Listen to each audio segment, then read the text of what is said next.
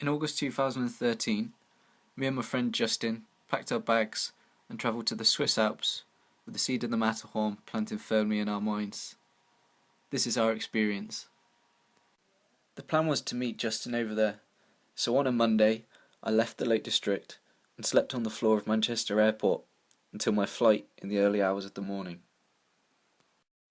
Once off the plane, I took a train to Visp and then on to Zermatt through a valley of beautiful views and towering mountains. On arrival, first thing first, I made sure I got a cheeky glance at the Matterhorn. I'd never seen a mountain quite like it. After immersing myself in the local culture and having a pint in the sun, it was time to find the campsite. If you turn left when you come out of the train station and then take the main road down, you see the sign on the left. You know they're in the right place because the cobblestones are musical.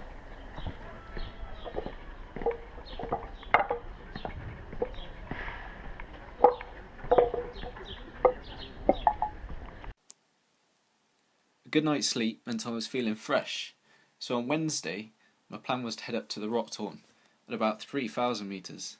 It was here that I saw my first glacier. By Thursday I'd caught up with Justin. We got the Glacier Paradise lift fairly early that morning and walked to the Rose Volonté bivouac, where we dropped off our sleeping and cooking stuff for the night.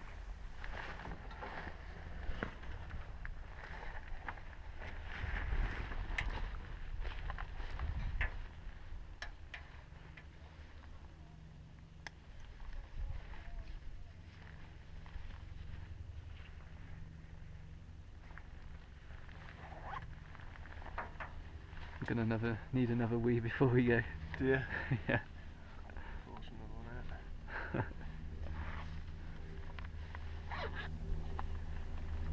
Watch your head.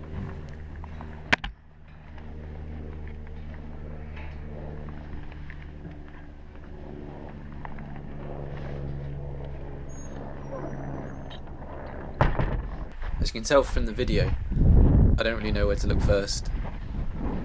This is the first time I'd been anywhere quite like this before.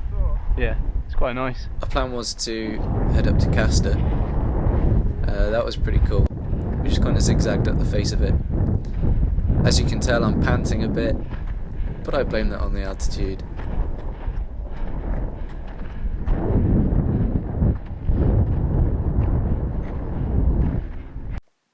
This picture's got the summit of Castor in the background.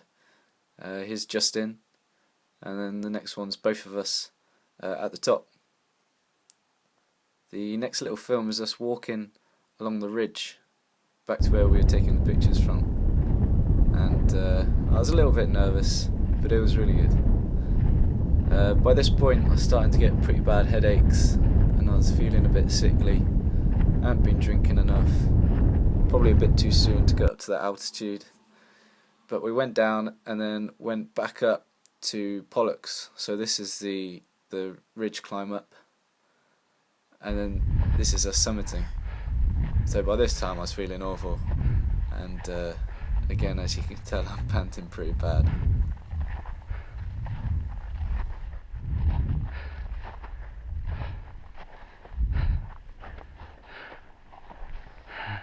Really good summit. Yeah. Not too much of a climb at the end either. Sure.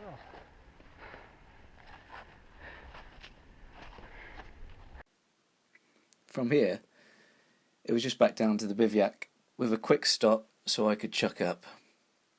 Once back, we both just kind of zonked out really. I tried to sleep but just rolled around. But it was here that we spent the night.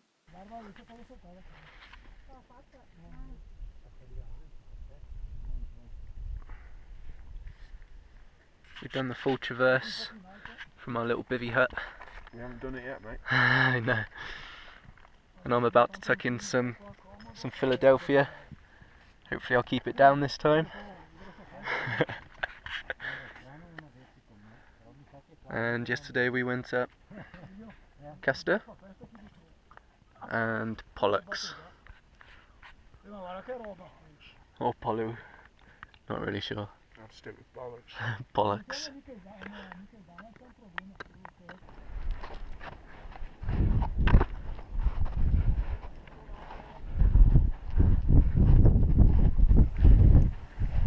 So as I mentioned, this was the Breithorn Traverse. More narrow ridge walking, picture stops, and a few abseils to keep us busy. So busy that we completely lost track of time. And the last lift down had already gone, so we ended up keeping on the floor of a hostel. This was my view that evening. Not the most comfortable night's sleep, but it was well worth it for the view down that next morning. Looking at the weather for the next few days, we decided to head back up the mountain that afternoon to climb the Matterhorn tomorrow. During a look around town, we came across a section of the local graveyard for climbers who had lost their lives. This is possibly something we should have saved until we were safely down, but it was nice to pay respect, and it reinforced the potential of how serious the consequences could be. We got a lift back up the mountain at 1:30 and had a relaxed wander up to the Hornli hut. We had some time before dinner to go and check out the first section of the route. After all, this bit would be in dark the following morning. Someone's going to come and wake us up at 4 o'clock in the morning, and then we're out at 20 past.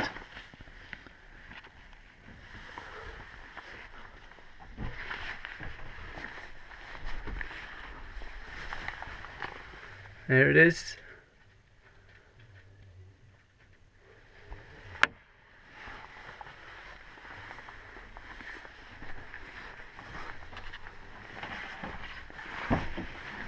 We're feeling pretty good. After a light rush breakfast, we walked out onto the mountain, following a line of head torches. We aimed to stick close to the guides for the first section, until it got light. We'd heard that this is where you're most likely to lose your way. How you doing, Justin? Good, mate. Good, Son. mate. 4,000 metres. Yeah. What's the hut called? Solvay. Solvay. Stinks of shit. Yeah, it does. Sun looks amazing. Time is 6:30. 2 hours, 10 minutes. It's pretty good, isn't it? Yeah. Second of the Moseley slabs.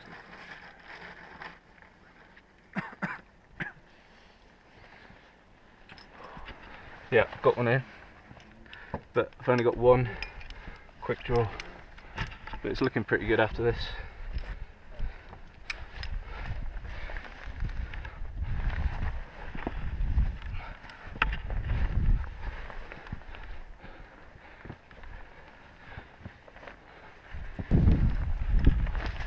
After the second Moseley slab, we were greeted by fairly easy scrambling, but it was just in quite an exposed position.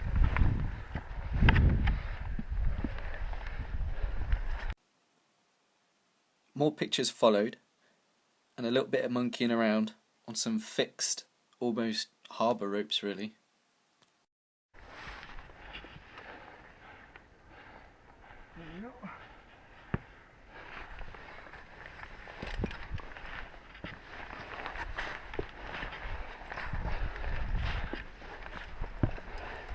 It's getting icy.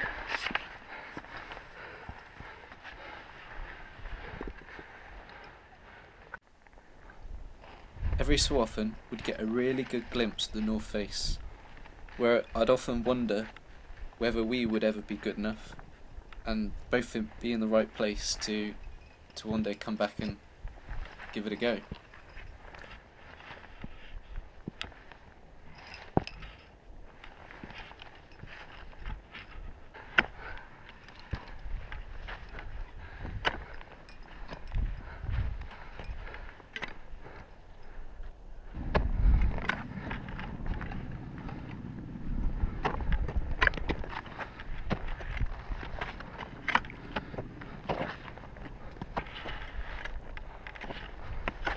So this is us at the Swiss side of the ridge. Who's that?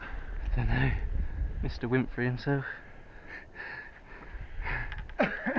Just about to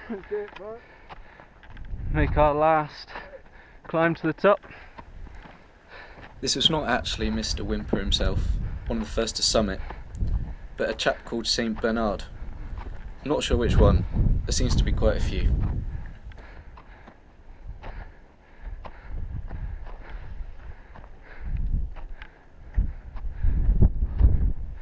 Justin, when I'd seen this before, I was thinking, I'm going to be on my knees going across the top of that.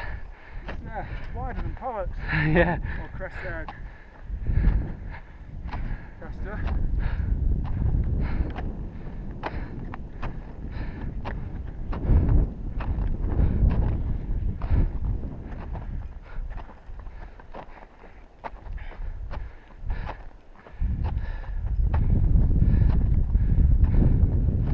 Looking down over onto Italy.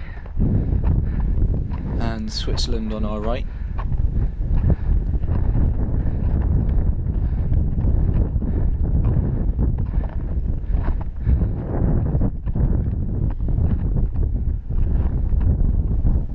Nice little wobble.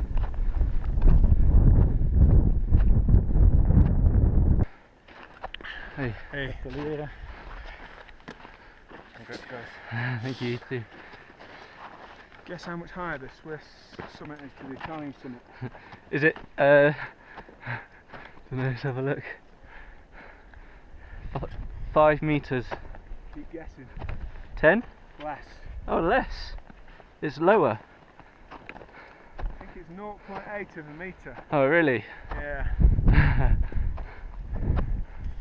This is the Swiss summit.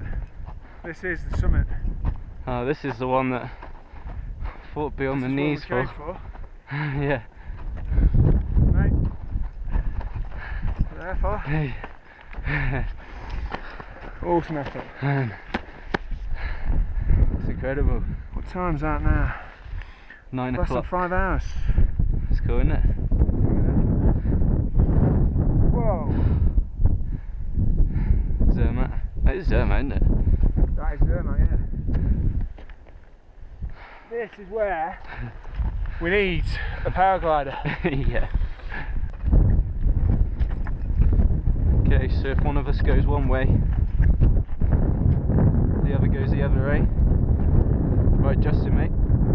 I'm going to need to do it slower than that.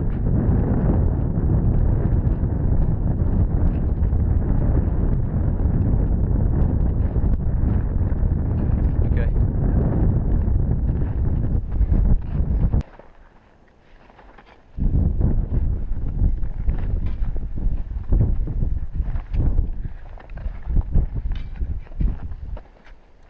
Welcome to Italy, mate.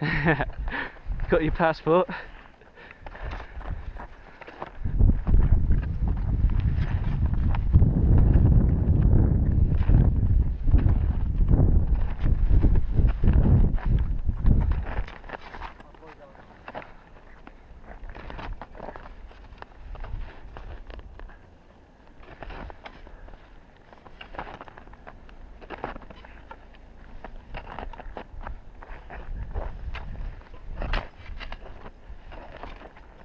Very quick way down from here.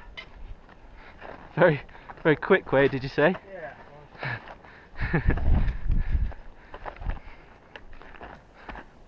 These are the pictures of Justin and myself at the Italian side of the ridge. The tallest point on the Matterhorn is 4,477.5 metres. We spent about half an hour in total at the top before making our way back down again. It took us about 7 hours to get back down, and it took us just under 5 to get to the top. Once at the Hornli hut, we then had to run for about an hour to guarantee we got the last lift. We weren't going to make that mistake again. After a rest day on Monday, we decided to go for an easier wander up to the Riffelhorn before we went home on Wednesday. It was nice that for the majority of the day we could see the Matterhorn, and it never got old saying, "This time 2 days ago, we would have been at this point by now." I came across this sign on the way up, which had already been written on, but it made me laugh, as the writing pretty much summed up my main aim for the trip. It was a really nice walk up to the Horn. You could really notice the changes in all of the surrounding vegetation and the colour of the landscape. We stopped for a bit of lunch while looking across to Castor, Pollux and the Horn Traverse before we had a climb in the sun.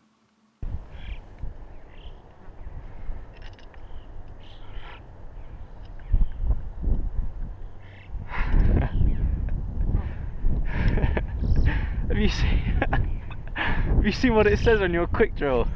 Yeah.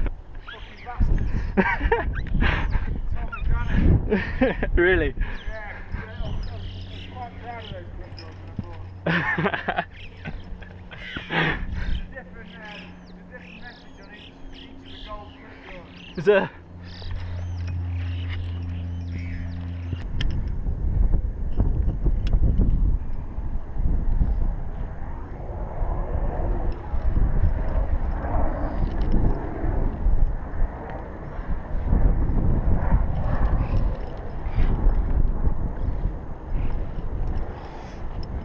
Nice. After our climb, it was only right to stop at the majority of the pubs on the way down. It was our flight back the next day, and we'd certainly had a packed week. Thanks to Justin for inviting me out there with you. It was a great first Alps experience. Now to plan some adventures for next year.